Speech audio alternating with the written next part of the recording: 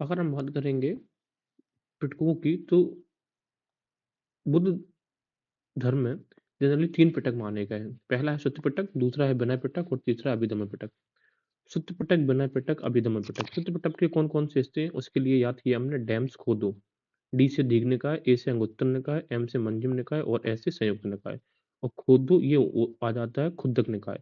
तो खुद्दक निकाय है इसकी इंपॉर्टेंट फीचर ये है कि ये गद्य और पद्य दोनों में है और ये सबसे बाद में जोड़ा गया था, ठीक है? जबकि ये डैम्स जो है यानी कि ये जो 4 रहेंगे ये ओनली किसमें है? पद्य में है, जबकि ये गद्य और पद्य दोनों में है। दूसरा हमारा पार्ट आता है वो आता है विनय पिटक। विनय पिटक के भी 3 हिस्से होते हैं। पहला है सुत्त विभंग, दूसरा है खंदक और तीसरा है परिवार। अब सुत्त विभंग को हम विनय से कैसे याद रखेंगे? तो देखिए, सुत्त का मतलब होता है सूत्र, है ना? और विनय अगर हम किसी से भी विनय करें तो व्यक्ति अपने आप आपके सूत्र में बंध जाता है। तो विनय पिटक का हिस्सा है सुत्त विभंग। सुत्त विभंग के 2 हिस्से हैं, महाविभंग और भिक्खुनी विभंग। इसी तरीके से अगर हम बात करेंगे खंदक की, तो खंदक भी विनय का हिस्सा है।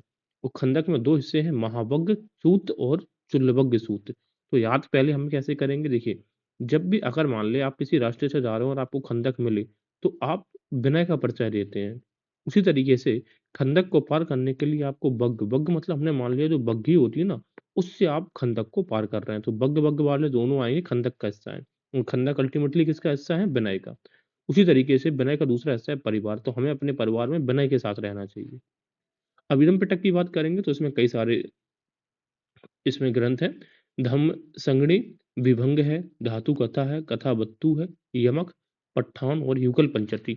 इस वजह से ये यमक वाला यूपी उसमें नेट जेआरएफ कई बार पूछ चुका है।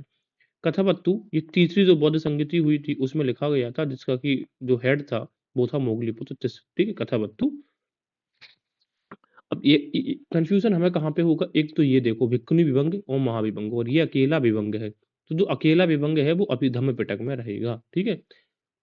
इसके अलावा देखते हैं शुद्ध पिटक को हम एनसाइक्लोपीडिया भी बोलते हैं। तो ये शुद्ध पिटक है, ये एनसाइक्लोपीडिया भी है। सारी इसकी जानकारी बुद्ध धर्म की इसी में है इस वजह से। बुद्ध धर्म की गीता कहा जाता है धम्म पद को। उसी तरीके से बुद्ध धर्म की रामायण कहा जाता है बुद्ध के चरित्र को। और अट्ट कथा जो रिलेटेड है वो त्रिपिटकों पर महाभाष्य लिखा गया है। तो त्रिपिटकों पर जो महाभाष्य लिखा गया है वो उसमें कौन सी अट्ठ कथा, ये देखो ये त्रि और ये अट्ठ, ये 3 और ये 8, ये दोनों नंबर से ऐसे कनेक्ट कर सकते हैं हम लोग। उत्तर पुराण को लिखा है गुणभद्र ने, तो हम याद कैसे कर सकते हैं? देखिए, हम जो भी उत्तर लिखते हैं अपनी बुक्स में वो बहुत गुण होना चाहिए उसमें, यानी कि क्वालिटी होना चाहिए। तो उत्तर पुराण गुणभद्र। सर्वविभंग मुनि सर्वनंदी, तो ये सर्वनंदी दिख रहा है इस वजह से सर्वविभंग। भद्रबाहु चरित्र लिखा है किसने? रत्न नंदी ने, ठीक है? भद्रबाहु चरित्र रत्न नंदी। कल्पसूत्र जो लिखा गया है वो लिखा है भद्रबाहु ने। और इसकी जो भाषा है वो संस्कृत है कल्पसूत्र की। और सबसे इंपॉर्टेंट है जैनिज्म में, ये सबसे इंपॉर्टेंट हो जाता है। ब्रह्म सूत्र में 62 संप्रदायों का उल्लेख किया गया था। सूत्र कृतांक में 363 संप्रदाय, ठीक है? बा से ब्रह्म सूत्र, बा से 62 और सूत्र कृतांक में 363। सबसे पहला जो है वो देखते हैं आजीवक या इन्हीं को भाग्यवादी मानते हैं निहिलिस्ट। मक्खीपुत्र गोसाल ने स्टार्ट किया था। मक्खीपुत्र गोसाल की बात करें तो मदर का नाम था भद्दा और फादर का नाम था मंका। तो भद्दा और मंका के पुत्र थे मक्खलीपुत्र गोसाल, जैसे मंका इसी वजह से इनका नाम मक्खी रखा गया। जन्म जो हुआ था जनरली इन्होंने तो अपना प्रचार किया था वो भी कहाँ पे किया था? श्रावस्ती। अब ये बताइए श्रावस्ती कहाँ पे है? जो तराई इलाका उत्तर प्रदेश का। और हलाहल कुमारन के यहाँ पे उन्होंने अपना मेन सेंटर बनाया हुआ था। दूसरी हम बात करेंगे उच्छेदवादी या भौतिकवादी, ये थे अजीत केशवकम्बल। सॉरी, इससे पहले हम ये देख लेते हैं मक्खीपुत्र गोसाल के बारे में। इनका जो था इनको अवर्णीय देवता साउथ इंडिया में इनको कहा जाता था अवर्णीय, जिनका वर्णन ना किया जा सके। एक दंडन भी इनको कहा गया है, बारहमेर ने इनको एक दंडन कहा है और मस्करिन बाणभट्ट ने कहा है, ठीक है? तो एक दंड मतलब होता है एक दंड पर एक ही मतलब सिद्धांत पर आश्रित हो। एक दंडन बारहमेर के द्वारा कहे गए हैं और मस्करिन जो कहा गया वो बाणभट्ट के द्वारा। अब बात करते हैं उच्छेदवादी भौतिकवादी अजीत केशकम्बलन। घोर अक्रियावादी या अकर्मवादी ये थे पूरन कश्यप थे, ठीक है? अब यहाँ पर दो चीजें कंफ्यूज हमें करेगी। एक घोर अक्रियावादी है और एक है घोर अकृतवादी। तो अक्रिया है और ये अकृत है। तो हम देखो क्रिया और कर्म, ठीक है ना? ये क्या है? ये क्रिया और कर्म हमें देखते हैं एक वाक्य में होता है, वो है पूरन कश्यप। तो क्रिया और कर्म हमें पूरा करना पड़ता है। हमें अपना कर्म भी पूरा करना पड़ेगा और जो भी क्रिया है वो भी पूरी करनी पड़ती है। तो घोर अक्रियावादी अकर्मवादी आ जाएगा तो पूरन कश्यप रहेगा। ये मोरल और इमोरल जैसी चीज़ों को नहीं मानते हैं, ठीक है? इसी तरीके से नित्यवादी या फिर जो घोर अकृतवादी होते हैं, उनमें चीज़ें वो कहती है वो मानते हैं कि हर चीज़ पहले से फिक्स्ड है, नियति फिक्स्ड है, ठीक है? तो जो चीज़ अकृत है, ठीक आपने कुछ किया नहीं, जो नित्य है, नियत है, वो कौन है? खुद कच्चायन, कोई भी चीज़ हमेशा कच्ची ही रहती है। Elements of life are fixed and do not affect each other. इनका मानना है कि जो एलिमेंट्स हैं लाइफ के तो दोनों फिक्स है और एक दूसरे को प्रभावित नहीं करते हैं। जबकि घोर अक्रियावादी और क्रिया और कर्म जो है, वो कहते हैं ना क्रिया में मोरल्स होता है ना अकर्म, ठीक है? तो पूरन कश्यप मानते हैं मोरल और इमोरल में ऐसी कोई चीज़ें नहीं होती। इसके बाद आते हैं संदेहवादी या अज्ञेयवादी या फिर अनिश्चयवादी। ये है संजय बेलुपुत्र और इन्हीं को बोला जाता था वेल्ठी-पुत्र। आजीवक बिलीव करते हैं रीबर्थ में, मंडलमुच जिसको बोला जाता है। तो मंडलमुच का मतलब है आजीवक बिलीव रीबर्थ में करते हैं, पुनर्जन्म होता है। मंजम निकाय में 4 दृश्य देखे गए थे। महाविनिष्करण भी मंजम निकाय में वर्णन है और महाबोधि का वर्णन भी मंजम निकाय में है। बुद्ध के जो प्रथम अनुयायी थे, वो कौन से थे? तपस्सु और भल्ली। सबसे पहले जो अनुयायी हुए थे, वो थे तपस्सु, भल्ली और दोनों बंजारा जाति से बिलॉन्ग करते थे। बुद्ध ने जिन 5 ब्राह्मण्स को उपदेश दिया था, उनके नाम क्या-क्या थे? आंज, इन्हीं का दूसरा नाम था आसंग असंग। अभी असंग और वसुबंधु गुप्त काल वाले नहीं हैं, याद रखना आंज, असज्जी बप, ठीक है? दूसरा नाम है कौंडिन्य, महानाम और भद्दिय। एक बार फिर से रिपीट करते हैं, आंज, ठीक? असंग जैसे कन्फ्यूज़ नहीं होना, असज्जी बप, कौंडिन्य, महानाम और भद्दिय। आगे देखेंगे बौद्ध का जो महिला संघ बना था, वो बना था वैशाली में, ठीक है? वैशाली में। बौद्ध संघ की स्थापना हुई थी सारनाथ में। सबसे अधिक बुद्ध ने उपदेश दिए थे, वो दिए थे श्रावस्ती, कोसल की जो राजधानी थी, कोसल। और प्रचार केंद्र उन्होंने अपना बनाया था कहाँ पे? मगध राजगीर में। सबसे ज़्यादा उपदेश श्रावस्ती में। वर्षावास की बात करेंगे तो बुद्ध ने पहला वर्षावास अपना वाराणसी में मूलगंध कुट्ट बिहार में गुजारा था, जहाँ पर उन्होंने पहला उपदेश दिया था। दूसरा और चौथा कहाँ पे? राजगिरी में। अंतिम जो था वो वैशाली के वेलूग्राम बिहार में गुजारा हुआ था, ठीक है? तो यहाँ से याद रखना। और सर्वाधिक जो वर्षाकाल है उन्होंने कहाँ पे? वही कौशल, जहाँ पर उन्होंने सर्वाधिक प्रचार प्रसार किया, वहीं पर सर्वाधिक अपना वर्षाकाल गुजारेंगे। इसके बाद हम बात करेंगे गौतम बुद्ध के फॉलोवर्स के बारे में। अभय राजकुमार जो था, ये सुकुमारगिरी के वग्ग से बिलोंग करता था। अभय अभय कहाँ से? सुकुमारगिरी के वग्ग। इसके अलावा सुप्रवासा, इसी का दूसरा नाम था सुप्रवासा। अगर आप प्राकृत में कहेंगे तो इसी को बोलेंगे सुप्रवासा, वैसे नाम था सुप्रवासा। ये कोलिया कम्युनिटी से बिलोंग करता था, ठीक है ना? तो सीधी-सी बात ये है कि कोलिया, सुप्रवासा। दर्भ, इसी का दूसरा नाम था दभ, ये मल्ल जाति से था, इसमें बाबा आ रहा है, ये भी मल्ल है। सारिपुत्र और मोदगालियन, ये राजगिरी से बिलोंग करते थे। आनंद उपाधि भी मल्ल से बिलोंग करता था। सेनापति सिंह, ये लिच्छवी से बिलोंग करता था। और जो महाकच्चायन था, ये अवंती में प्रचार के लिए इनको भेजा गया था।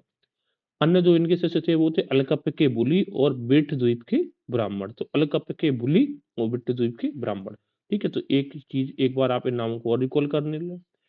और कुछ प्रमुख शिष्य आनंद, बुद्ध का चचेरा भाई और प्रिय शिष्य हुआ करते थे आनंद। देवदत्त की बात करेंगे तो आनंद का बड़ा भाई और बुद्ध का विरोधी था, और ये अपने जीवन पर्यंत इसी चक्कर में रहा कि कैसे हम बुद्ध को हटाकर उस पे अपना जो संघ था उस पे अपना नियंत्रण स्थापित कर सकें।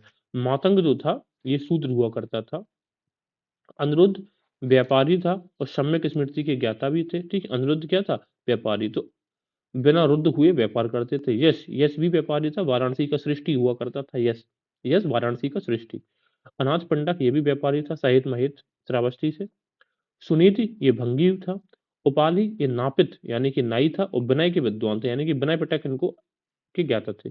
शारिपुत्र ब्राह्मण थे, इनमें धम्म की गहनतम अंतर्दृष्टि थी। उसी तरीके से मौदगालियन भी ब्राह्मण से महानतम देवी शक्तियों के पिंड हुआ करते थे, दोनों राजगीर से बिलोंग करते थे।